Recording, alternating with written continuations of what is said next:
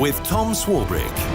Very good morning to you. Just gone 8 o'clock. Tom Swarbrick in for Nick Ferrari at breakfast here on LBC. Hope you find you very well this sunny Tuesday morning. Bad news, I'm afraid. It's now the train drivers that are going to go on strike. The FT reports the union has warned of massive disruption this summer. More strikes to come as the chaos at the airport continues and on the motorways as well. More on that in a moment. Plus, the school dinner's now off the menu. Beef, chicken and potatoes. Deemed apparently too expensive to serve to kids. We'll tell you why.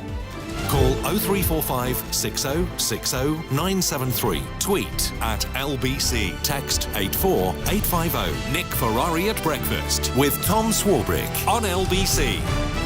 Morning to you. Let's turn first to these petrol protests that bunged up at the motorways across the country yesterday. The police being told to go in hard on those protesters to stop them repeating that offence. Dominic Raab joins us, Deputy Prime Minister, Secretary of State for Justice and Conservative MP for Esher and Walton. Thank you for coming on the programme, Deputy Prime Minister.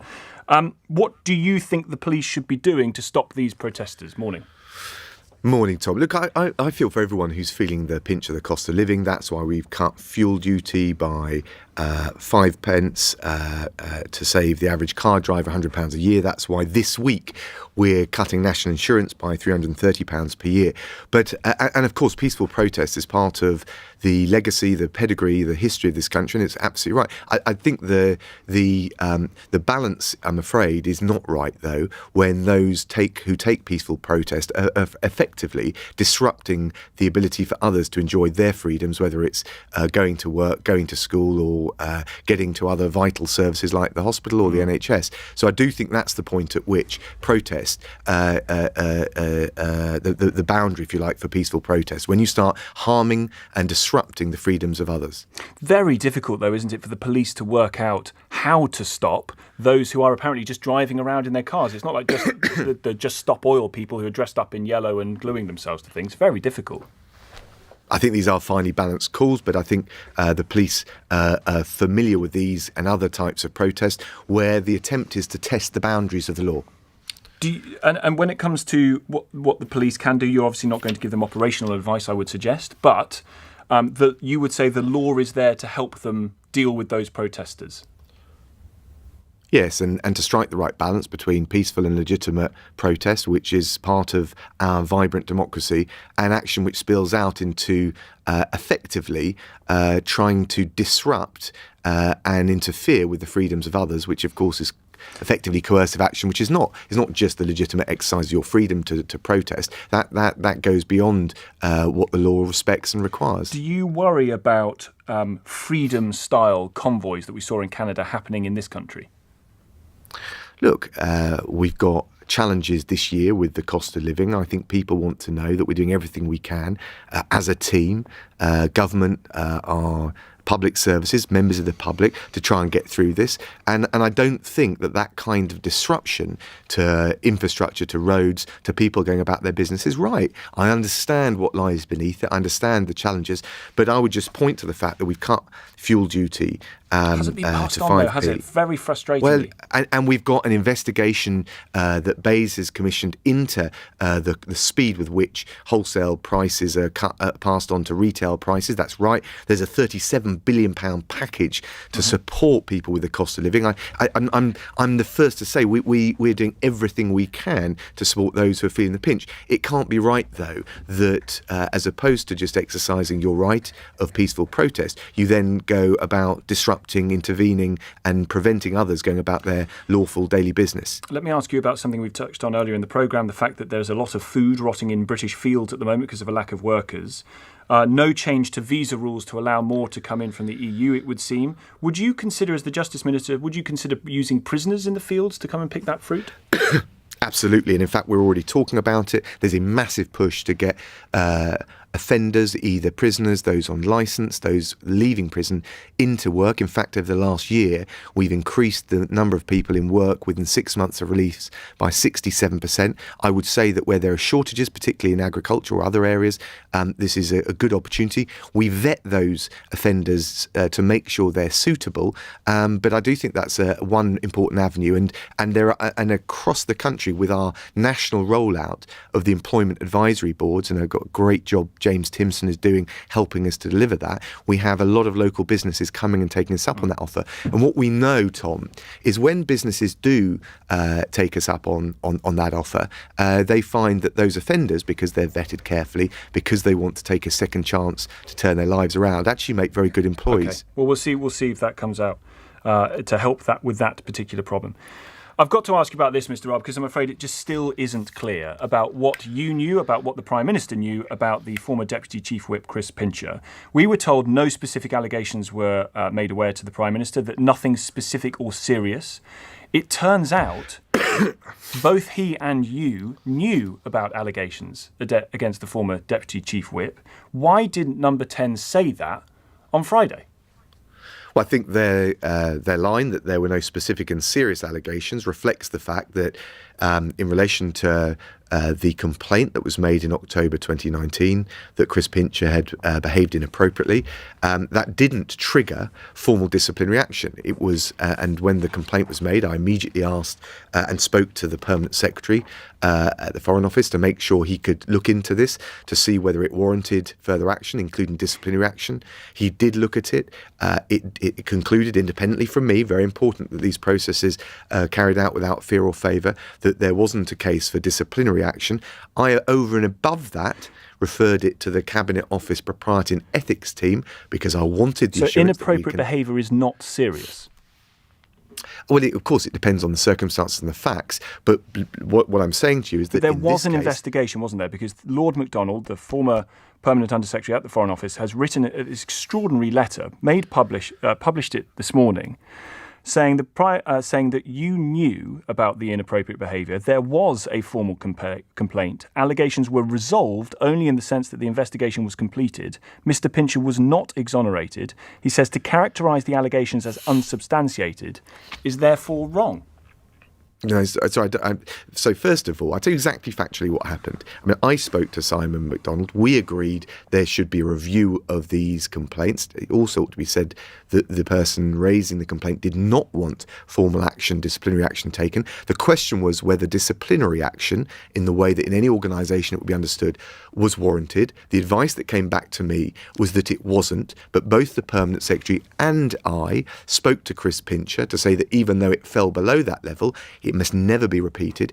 I then asked the Cabinet Office Propriety and Ethics team to look at it again, to give me the assurance that a formal disciplinary process or something of that nature, including under the Ministerial Code, wasn't warranted. Right. They confirmed that, and that's where the matter was left. And so there was an investigation. There was an investigation in the Foreign Office about those allegations, yes or no? So there was a review, an investigation, if you like, to see whether... Hold on, Tom. Very important. It's very important on such a sensitive matter to decide whether a formal disciplinary action or an investigation and process was warranted. The review conducted under the auspices of Sir Simon, now Lord MacDonald, was that that disciplinary action was not warranted. That doesn't mean that inappropriate behaviour didn't take place. We were clear that what happened was inappropriate, but we resolved it without going to a formal disciplinary process. And I spoke directly to Chris Pincher in no uncertain terms, and I referred it to the Cabinet Office to seek that assurance. And the reason, just to say, Tom, is it is very important in a situation like that where someone's had the courage to come forward that they've got trust and confidence in the system. So it is not true to say that the Prime Minister was aware of no specific allegations, isn't it? The Prime Minister was aware of specific allegations in 2019, as detailed by yourself now, and this letter by Lord MacDonald. That's true.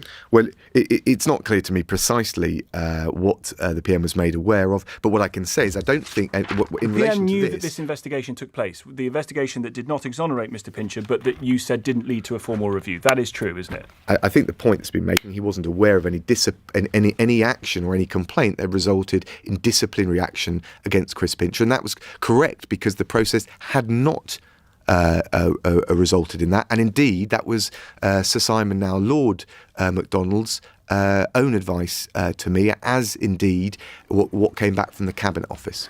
Can I play you this? This is because this has been days and days of trying to work out what the story actually is here, getting the story straight from Downing Street. And it's left your colleagues, ministers of the Crown, effectively having to distance themselves from Downing Street. This is your colleague Will Quint speaking to me yesterday. I've been given a categorical assurance that the Prime Minister was not aware of any specific allegation or complaint. And I'll go and further. You're happy with that assurance? You're happy to trust Tom, in that?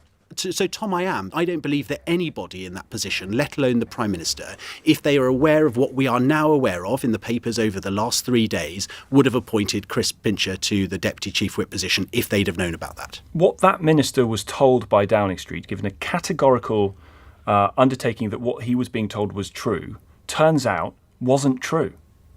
I don't think that's right, but these are fine distinctions. I think the point that was being making, that Will Quince was making, is that there was no specific or serious allegation. And the point I'm making that in relation to 2019, the complaint that was made was not something that triggered formal disciplinary action. It was a specific complaint. It was a specific allegation. Yeah, I've had on this morning round various versions of specific and serious, and I appreciate these are fine distinctions, but I don't think in relation. I think it's reasonable to say that this was not a complaint that had led to disciplinary action. Of course, let me just also say, because of the precise quote you gave me, that in relation to the most recent accounts, the Prime Minister has acted. Chris Pincher, has stepped down in his capacity as Deputy Chief Whip. There is an independent grievance process through the House of Commons process that is ongoing, and the Prime Minister has withdrawn the whip pending the outcome of that investigation. Again, with all of these things, from the action I took in 2019 to the most recent allegations, the critical thing is that we followed the processes which are designed to make sure people can have trust in them. Do you think that this episode has increased trust in Downing Street amongst your colleagues? Look, I think with all of these things, and it's easy to reflect with the benefit of hindsight, I think with all of these things, we take it very seriously when there's an allegation of in this case, in the most recent case, of actually very serious but misconduct. Not just that, just what the Prime Minister knew and when and how it's been relayed to the public via your colleagues, your cabinet colleagues and ministers. Do you think your colleagues can trust in what they're being told by Number 10 when they come out and do interviews like this and speak to the public? Yes, I do. But of course, these are very sensitive Really? matters, and we're also careful when you've got independent processes designed that people can have confidence in them to follow them very carefully. And even in relation to 2019, I want to be very careful because there's a confidentiality surrounding that, which I am duty bound under the processes to respect. So what I'm trying to do, Tom, is be as transparent with you and be critically crystal clear. I get I that. followed the letter Thank of you. what was required and indeed went beyond it. But you must then be livid about what Number 10 have been saying over the last few days, because you have known since Friday that what they've been saying isn't true because you did this process in 2019. Well, the process in 2019 did not result in formal disciplinary action. Indeed, the advice that we had from the independent processes in the civil service, in the Foreign Office, but also in the Cabinet Office, was that it wasn't warranted. Whilst respecting both the process and the confidentiality, we're striving to give you as much transparency as possible. And of course, the most recent allegations are of a different order, and that is why the whip has been removed. That is why there's a grievance process underway, and we won't say anything more until we've had the outcome of that. And that is the proper way to go about things, Tom. Thank you for your time. Dominic Raab, Deputy Prime Minister, Secretary of State for Justice, Conservative MP for Esher and Walton. Come to your thoughts in a few moments' time. You're listening to Tom Swarbrick in for Nick Ferrari at Breakfast on LBC. 8:17. News headlines. Simon Conway. A former senior civil servant has accused Number 10 of lying about what Boris Johnson knew of allegations against MP Chris Pincher. A 22-year-old